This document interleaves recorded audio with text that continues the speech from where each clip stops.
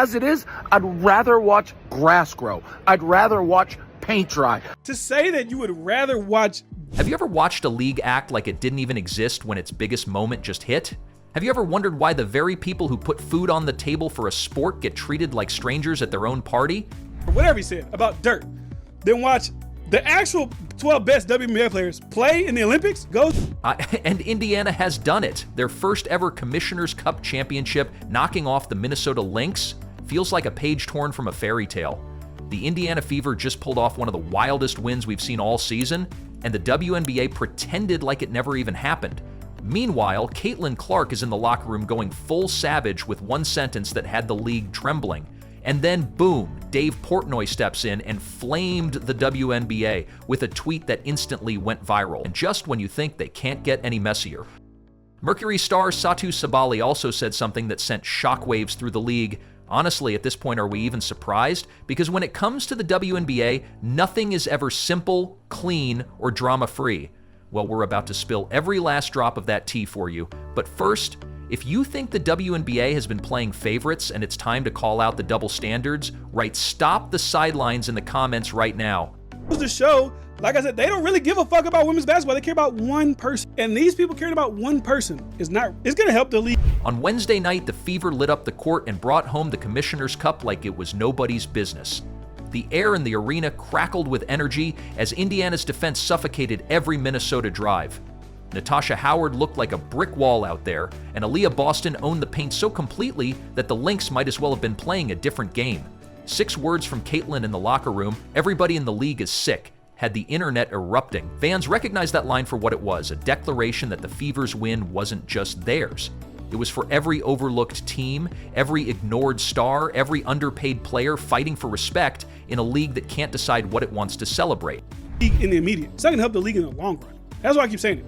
Because, as I said, Caitlin Clark shooting logo threes. Then Dave Portnoy, the internet's favorite loudmouth, waded into the mess. He remarried that viral Caitlin clip and dropped this bomb. Maybe the dumbest thing the WNBA does is paying the champs of the Commissioner's Cup more than the real champs. Insane. Boom. Instant Tinder for a social media inferno. How does a mid-season showcase suddenly become more lucrative than the entire season's grand finale? Portnoy didn't just ask, he demanded an answer. And when logic retreats, the WNBA retreats even harder, leaving questions hanging like dribbles of sweat under the hoop. What really gets me is how the league scrambles to erase its own mistakes. ESPN actually scheduled a video titled "Lynx Dominate Fever" to win Commissioner's Cup before the final buzzer. Then Indiana won. Poof, video gone faster than a missed free throw. That's the same league whose social media team seems allergic to real moments. They can hype expansion, new TV deal, sponsorships, glitter, and glam. Just don't mention the team that dared to upset the script. And all that shit, eventually, somebody, all right, that's cool. All right, we said do that. We said do that in 2022. We should do that in 2024. That's in 25, 26. And speaking of scripts, the official WNBA narrative flipped faster than a pivot by Deanna Taurasi. Suddenly, the story wasn't about how brilliant Indiana was. No, the new angle blamed the Fever for being too physical. When Natasha Howard locked down Caitlin Clark, fans thought they were watching a vintage defensive clinic. But WNBA media suggested Indiana crossed a line. It felt like she was playing a bit excessive, some reporter chimed in, as if hard fouls and aggressive boards are suddenly scandalous. Where was that outrage when Clark was getting smacked around every other game, when players treated her like a linebacker?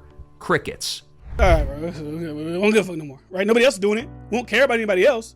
So it ain't gonna do nothing for the league. I'm gonna stay on that point. Sports thrive on rivalries and physicality. That's the spice that keeps fans glued to screens. And yet, here we are, giving the cold shoulder to the one team that dared to bring the heat.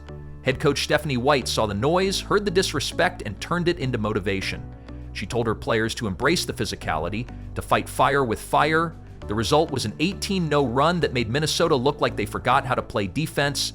That's not just strategy, that's a statement. I fundamentally deny, and I think you're basically lying if you're saying what Caitlin Clark did. Then came Satu Sabali with her own mic drop moment. While the league was busy patting itself on the back for expansion teams in Philadelphia and Detroit, Sabali called the WNBA's first CBA proposal a slap in the face.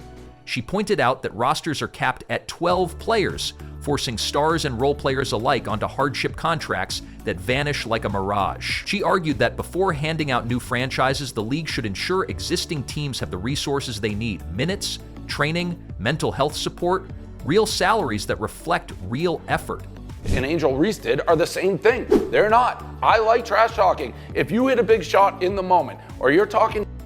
Adding fuel to the fire, two-time champion and MVP candidate Breanna Stewart said the players felt ignored in negotiations. She noted that when the union got the first proposal, there was no real dialogue. We weren't expecting a yes on the spot, she said, but we expected a conversation. Instead, negotiations felt like a one-way monologue, leaving players wondering if the league even sees them as partners. Underneath the flash and hype of Caitlin Clark's breakout season, the WNBA is riding a wave built on shaky foundations.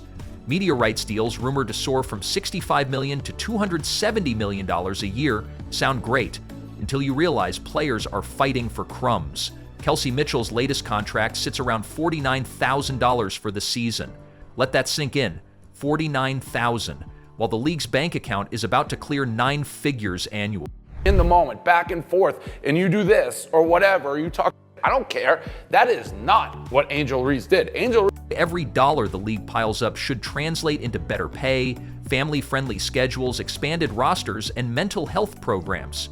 Yet players still endure 3-game road trips with no travel days, shared hotel rooms, and paychecks that wouldn't cover a college textbook.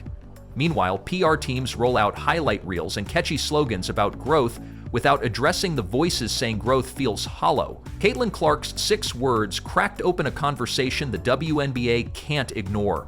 Fans are tired of empty promises and selective celebrations. They see a league quick to celebrate expansion but reluctant to celebrate its own champions. They see a league eager for headlines but hesitant to face hard truths. They see a league that touts progress while leaving progress on the bench. They're up 15 points. We have a side-by-side. She followed her after the game was over, doing this to her, doing this. Find me. Indiana's win wasn't just a game. It was a mirror held up to the WNBA's face. That reflection shows a league torn between ambition and substance, between flash and fairness. It shows a league that will hype a brand deal but hush up a championship. It shows a league that can count ticket sales but struggles to count players as stakeholders. If the WNBA wants to stay more than a trending topic, it needs to square this circle. It needs to reward genuine excellence, not mid-season hype. It needs to listen when players call for real investment. It needs to stop ghosting its own champions and start celebrating them in real time. It needs to treat its stars not as assets, but as allies. One example, in any sport of anybody, after somebody wins a championship, confetti coming down, not... This isn't just about one tweet or one locker room line. It's about whether the WNBA can grow without betraying its own. It's about whether the WNBA can chase new markets without abandoning old battles. It's about whether the WNBA can build a future without forgetting the present.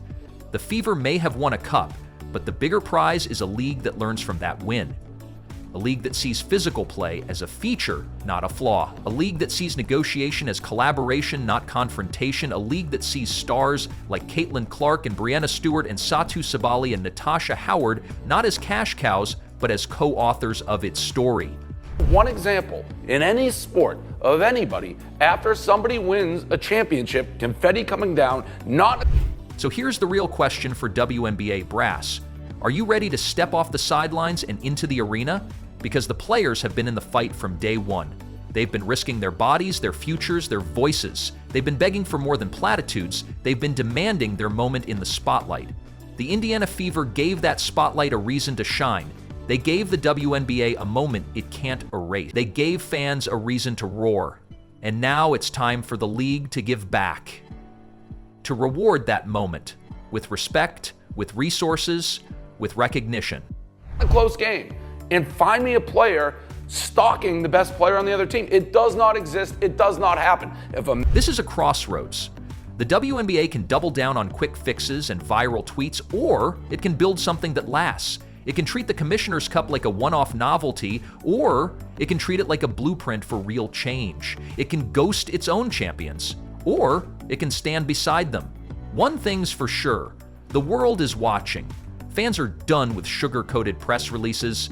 They want action. They want parity. They want a league that backs up its talk with checks, schedules, and schedules that respect family.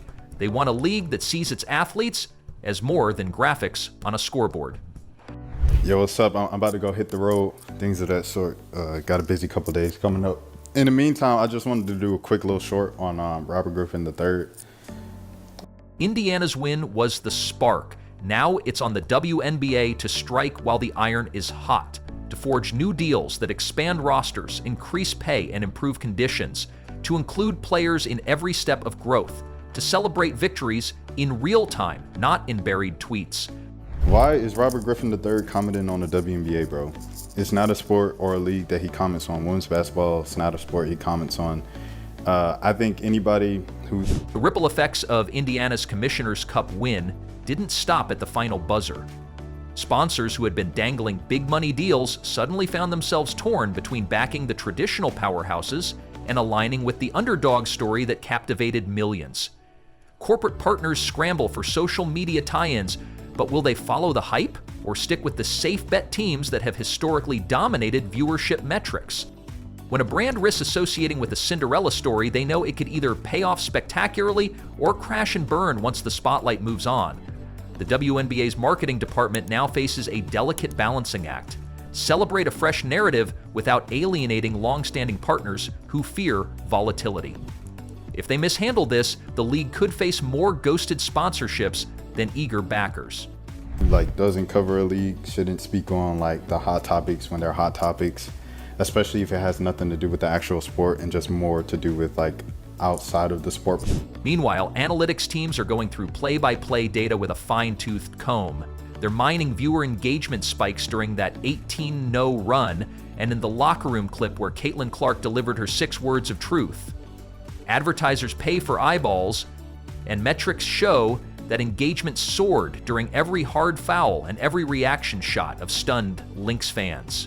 But raw data doesn't equal dollars until someone cuts a check. The WNBA needs to translate those digital highs into genuine revenue, or else this moment will be remembered as nothing more than a viral stunt.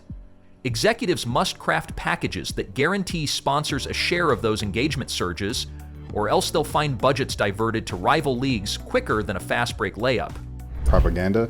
I think it's disrespectful and a disservice to the league and everything like that when you do that. Say, I haven't done a baseball video mostly. At the heart of the chaos sits the players themselves, walking the tightrope between activism and athleticism. They have become media darlings in this drama, but the added attention brings pressure. Every tweet, every Instagram story is scrutinized for deeper meaning. Did Satu Sabali's critique of the CBA signal an all-out labor war? When Breanna Stewart called out the lack of genuine dialogue, it became a rallying cry for players everywhere, but also a test of how bold they can be before sponsors start pulling back.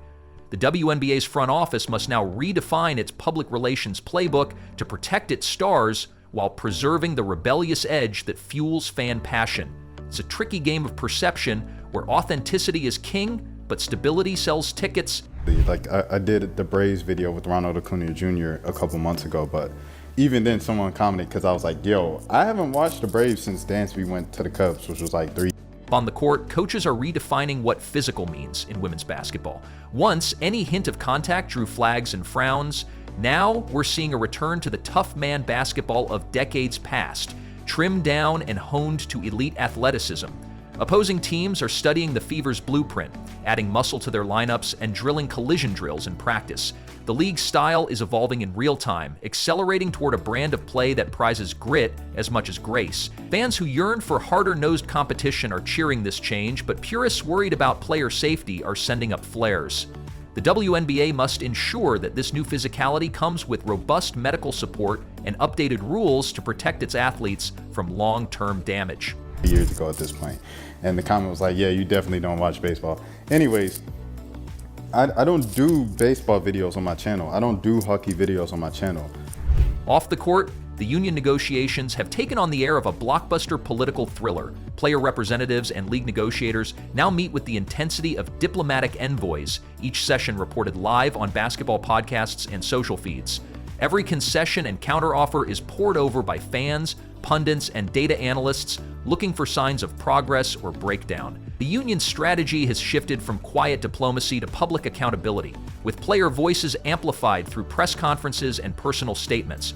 Meanwhile, league officials are caught between preserving corporate relationships and delivering a deal that satisfies their athletes.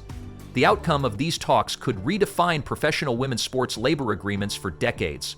So it's like, who would I be to like, say if Ovechkin or, Crosby, something happened with them off the ice?